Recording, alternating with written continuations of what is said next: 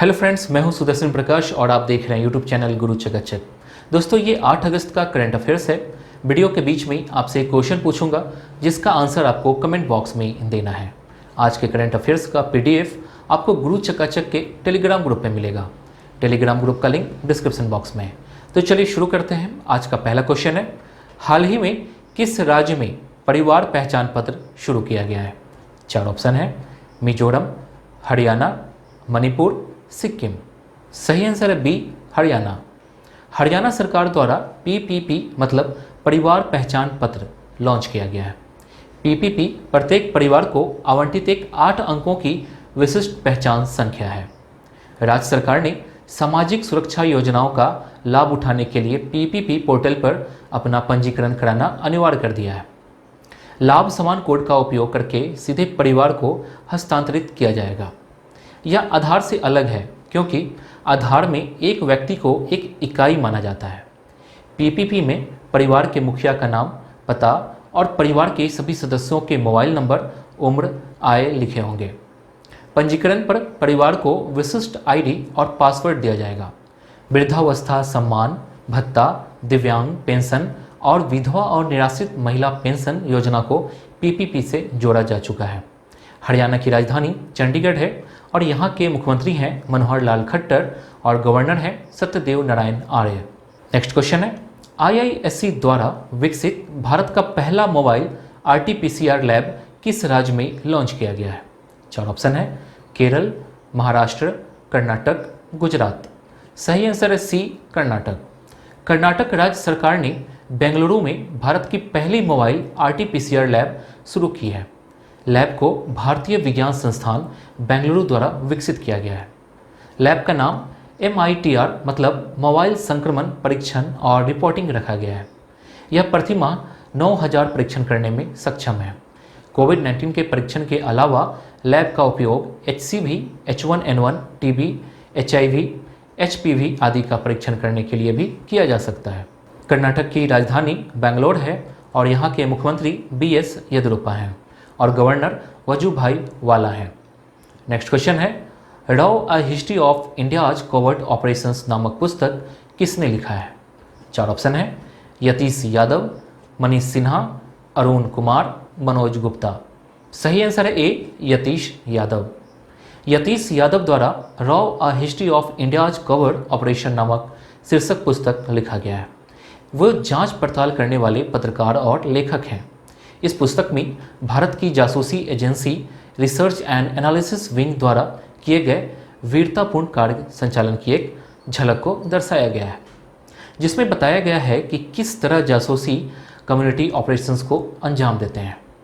इस पुस्तक में वास्तविक जासूसों के बारे में विस्तृत जानकारी दी गई है, जिसमें उनके जीवन के अज्ञात पहलुओं, आघात और प्रलोभन, विजय और उनके प्रत्येक मिशन इम्पॉसिबल के निष्पादन में असफलताओं के कारण को भी जिक्र किया गया है। रॉ का पूरा नाम रिसर्च एंड एनालिसिस विंग होता है। रॉ के संस्थापक स्पाई मास्टर रामेश्वर नाथ काव थे। उन्होंने इसकी स्थापना 1968 में 1962 के चीन भारतीय सीमा युद्ध और 1965 के भारत पाकिस्तान युद्ध के दौरान पहचानी गई इंटेलिजेंस की आवश्यकताओं को पूरा करने के लिए किए गए थे। रॉ के प्रमुख हैं सामंत गोयल और इसका मुख्यालय नई दिल्ली में है। नेक्स्ट क्वेश्चन है, हाल ही में किस राज्य में तेंदुपत्ता संग्राहकों के लिए सामाजिक सुरक्षा योजना का शुभारंभ किया गया है? 4 ऑप्शन है, झारखंड, छत्तीसगढ़, मणिपुर, मध्य प्रदेश। सही आंसर है बी, छत्तीसगढ़। छत्तीसगढ़ राज्य में तेंदुपत्ता संग्राहकों के लिए मुख्यमंत्री भूपेश बघेल द्वारा एक सामाजिक सुरक्षा योजना की शुरुआत की गई है। इस योजना का नाम शहीद महेंद्र कर्मा तेंदुपत्ता संघर्ष समाज सुरक्षा योजना है। तेंदु के पत्ते बीड़ी बनाने के लिए इस्तेमाल होने वाली राज्य के वनवासियों द्वारा एकत्र की जाती है और जिसे बाद में राज्य सरकार द्वारा खरीदा जाता है। कांग्रेस नेता महेंद्र कर्मा के नाम पर तैयार की गई इस योजना का उद्घाटन उनकी जयंती के अवसर पर किया गया।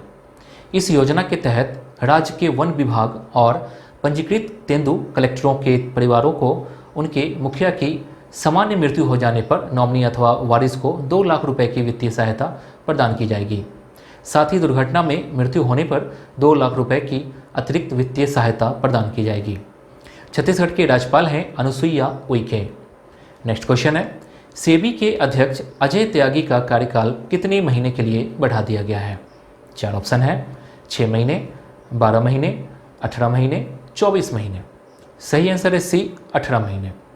बाजार नियामक सेबी के अध्यक्ष के रूप में अजय त्यागी के कार्यकाल को 18 महीने के लिए और आगे बढ़ा दिया गया है। प्रधानमंत्री नरेंद्र मोदी की अध्यक्षता वाली मंत्रिमंडल की नियुक्ति समिति ने त्यागी के कार्यकाल को 18 महीने यानी 1 सितंबर 2020 से 28 फरवरी 2022 तक बढ़ाने की अनुमति दे दी है। अजय त्यागी 1984 बैच के IAS अधिकारी हैं। उन्हें मार्च 2017 को सेबी के अध्यक्ष के रूप में 3 साल के लिए नियुक्त किया गया था। इससे पहले उनके कार्यकाल को मार्च में अगस्त तक 6 महीने के लिए विस्तार दिया गया था। सेबी का पूरा नाम securities and exchange board of India है। सेबी की स्थापना 12 अप्रैल 1992 को हुआ था। इसका हेडक्वार्टर मुंबई में है। दोस्तों, आज के क्वेश्चन का आंसर आपको कमेंट बॉक्स में देना है। क्वेश्चन है, सौर मंडल का सबसे बड़ा ग्रह कौन सा है? क्वेश्चन है, सौर मंडल का सबसे बड़ा ग्रह कौन है? 4 ऑप्शन है, बुध, बृहस्पति, शुक्र, मंगल। इनमें से एक ऑप्शन सही है। इसका आंसर आपको कमेंट बॉक्स में देना है। नेक्स्ट क्वेश्चन है, भारत संयुक्त राष्ट्र विकास साझेदारी निधि में कितने मिलियन अमेरिकी डॉलर का योगदान दिया है? 4 ऑप्शन है, 15.46 मिलियन अमेरिकी डॉलर, 15.86 मिलियन अमेरिकी डॉलर, 16.46 मिलियन अमेरिकी डॉलर, 16.86 मिलियन अमेरिकी डॉलर। सही आंसर है ए, 15.46 मिलियन अमेरिकी डॉलर।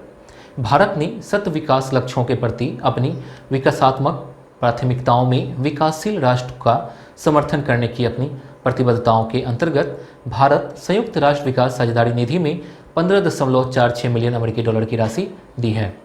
इस राशि का चेक संयुक्त राष्ट्र में भारत के अस्थायी प्रतिनिधि TS त्रिमूर्ति द्वारा United Nations office for south cooperation के निदेशक जॉर्ज चेडिए को सौंपा गया। वर्ष 2030 तक 7 विकास के लक्ष्य की प्राप्ति की दिशा में विकासशील देशों का समर्थन करने और साझा समृद्धि को बढ़ावा देने के लिए 2017 में भारत संयुक्त राष्ट्र विकास साझेदारी कोष का गठन किया गया था। इस फंड को भारत सरकार द्वारा नेतृत्व किया गया है, जिसे संयुक्त राष्ट्र कार्यालय द्वारा दक्षिण सहयोग द्वारा प्रतिबंधित और संयुक्त राष्ट्र प्रणाली के सहयोग से कार्यान्वित किया गया है। नेक्स्ट क्वेश्चन है, हाल ही में किस राज्य के पूर्व राज्यपाल राम प्रधान का निधन हो गया है? 4 ऑप्शन है, उत्तर प्रदेश, हिमाचल प्रदेश, मध्य प्रदेश, अरुणाचल प्रदेश। सही आंसर है डी, अरुणाचल प्रदेश। अरुणाचल प्रदेश के पूर्व राज्यपाल राम प्रधान का निधन हो गया है। वे असम समझौते और मिजोरम शांति समझौते पर हस्ताक्षर करने में महत्वपूर्ण भूमिका निभाई थी। उन्होंने राजीव गांधी सरकार में केंद्रीय गृह सचिव के रूप में भी कार्य किया था। उन्हें 1987 में भारत का तीसरा सर्वोच्च नागरिक सम्मान पद्म भूषण भी दिया गया था। नेक्स्ट क्वेश्चन है, हिरोशिमा दिवस कब मनाया जाता है? 4 ऑप्शन है, 5 अगस्त, 6 अगस्त, 7 अगस्त, 8 अगस्त। सही आंसर है बी, 6 अगस्त। हर साल 6 अगस्त को हिरोशिमा दिवस के रूप में मनाया जाता है। इस दिन को परमाणु ऊर्जा और परमाणु हथियारों के खतरे के बारे में शांति को बढ़ावा देने और जागरूकता फैलाने के लिए मनाया जाता है। यह द्वितीय विश्व युद्ध के दौरान हिरोशिमा पर गिराए गए परमाणु बम का प्रतीक है। यह भयावह घटना 6 अगस्त 1945 को हुई, जब संयुक्त राज्य अमेरिका ने जापान के हिरोशिमा शहर पर लिटिल बॉय नामक एक परमाणु बम गिराया था। यह परमाणु हमला 1945 में द्वितीय विश्व युद्ध को समाप्त करने के मकसद से किया गया था। द्वितीय विश्व युद्ध 1939 से 45 तक चला था, जिसमें तैनात किया गया यह दुनिया का पहला परमाणु बम था, जिसमें 9000 पाउंड से अधिक यूरेनियम 235 लोड किया गया था और जिसे US B-29 बॉम्बर एयरक्राफ्ट द्वारा हिरोशिमा के जापानी शहर एनोला पर गिराया गया था। यह विस्फोट इतना विशाल था कि इसमें शहर के लगभग 90% आबादी खत्म कर दी थी, जिसमें 70,000 लोगों की तत्काल मृत्यु हो गई और बाद में विकिरण के प्रभाव के कारण लगभग 10,000 लोगों की मृत्यु हो गई। नेक्स्ट क्वेश्चन है, भारत की पहली किसान रेल महाराष्ट्र और किस राज्य के बीच चलाया गया है? 4 ऑप्शन है, असम, उत्तर प्रदेश, झारखंड, बिहार। सही आंसर है डी, बिहार। भारतीय रेलवे ने जल्दी खराब होने वाले सामान, सब्जी, फलों जैसे कृषि उत्पादों को कम समय में बाजार में लाने के लिए किसान रेल सेवा शुरू किया है। केंद्रीय कृषि मंत्री नरेंद्र सिंह तोमर और रेल मंत्री पीयूष गोयल द्वारा वीडियो कॉन्फ्रेंसिंग के माध्यम से ट्रेन को रवाना किया गया। भारत की पहली किसान रेल महाराष्ट्र में नासिक के देवलाली और बिहार के दानापुर के बीच चलेगी। यह ट्रेन 31 घंटे में 1519 किलोमीटर की यात्रा तय करेगी। यह ट्रेन 2022 तक किसानों की आय को दोगुना करने के लक्ष्य को साकार करने की दिशा में एक कदम है। यह फ्रोजन कंटेनरों के जरिए मछली, मांस और दूध के समावेश के लिए एक निर्बाध राष्ट्रीय कोल्ड आपूर्ति श्रृंखला बनने की भी उम्मीद जताई है। नेक्स्ट क्वेश्चन है, हाल ही में भारत का नया नियंत्रक और महालेखा परीक्षक किन्हें नियुक्त किया गया है? 4 ऑप्शन है, गिरीश चंद्र मुर्मू, रमेश तनेजा, सौरभ भारद्वाज, संजय कश्यप। सही आंसर है ए, गिरीश चंद्र मुर्मू। गिरीश चंद्र मुर्मू को भारत का नया नियंत्रक और महालेखा परीक्षक नियुक्त किया गया है। वह भारत के 14वें कैग होंगे। वह 8 अगस्त 2020 को पदभार ग्रहण करेंगे। वह कैग के रूप में राजस्थान कैडर के 1978 बैच के IAS अधिकारी राजीव महर्षि का स्थान लेंगे। गिरीश चंद्र मुर्मू गुजरात कैडर के 1985 बैच के IAS अधिकारी हैं। पिछले साल जम्मू कश्मीर केंद्र शासित प्रदेश के पहले उपराज्यपाल थे। CAG मुख्यालय नई दिल्ली में है और इसकी स्थापना 1858 में किया गया था। नेक्स्ट क्वेश्चन है, हाल ही में टिक जनित SFTS वायरस किस देश में सामने आया है? 4 ऑप्शन है, चीन, जापान, रूस, अमेरिका। सही आंसर है ए, चीन। चीन में एक नया संक्रामक रोग सामने आया है जो टिक जनित SFTS वायरस है। चीन में टिक जनित वायरस से होने वाली एक नई संक्रामक बीमारी ने 7 लोगों की जान ले ली है।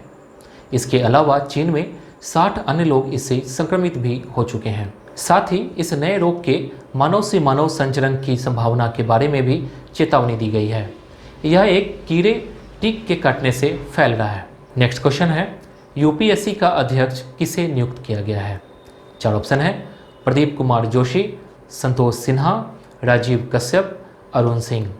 सही आंसर है ए, प्रदीप कुमार जोशी। प्रोफेसर प्रदीप कुमार जोशी को UPSC का नया अध्यक्ष बनाया गया है। उनकी नियुक्ति UPSC अध्यक्ष के तौर पर 6 अगस्त को हुई है। जोशी को अरविंद सक्सेना की जगह UPSC का नया अध्यक्ष नियुक्त किया गया है। UPSC के नए अध्यक्ष के रूप में प्रोफेसर प्रदीप कुमार जोशी का कार्यकाल 12 मई 2021 तक रहेगा। वह इससे पहले छत्तीसगढ़ और मध्य प्रदेश लोक सेवा आयोग दोनों के अध्यक्ष थे। वो मई 2015 में UPSC में सदस्य के रूप में शामिल हुए थे। दोस्तों, कल मैंने आपसे क्वेश्चन पूछा था। क्वेश्चन था, सिपाही विद्रोह कब हुआ था? 4 ऑप्शन दिए गए थे जिसमें 1760, 1852, 1857, 1919। इसका सही आंसर है सी, 1857। सिपाही विद्रोह को 1857 के भारतीय विद्रोह के रूप में भी जाना जाता है। ब्रिटिश साम्राज्य के खिलाफ ब्रिटिश उपनिवेशित भारत के मूल पैदल सैनिक का विद्रोह था। इसे ब्रिटिश शासकों के खिलाफ पहला आंदोलन माना जाता है जिसने भारतीय स्वतंत्रता संग्राम को गति दी। भारत 1857 में अंग्रेजों के पूर्व नियंत्रण में आ गया और स्वतंत्रता का निरंतर आग्रह और भावना भारत के मूल निवासियों में निर्मित होने लगी। यह मेरठ से शुरू हुआ और अंततः दिल्ली, आगरा, कानपुर और लखनऊ में फैलने लगा।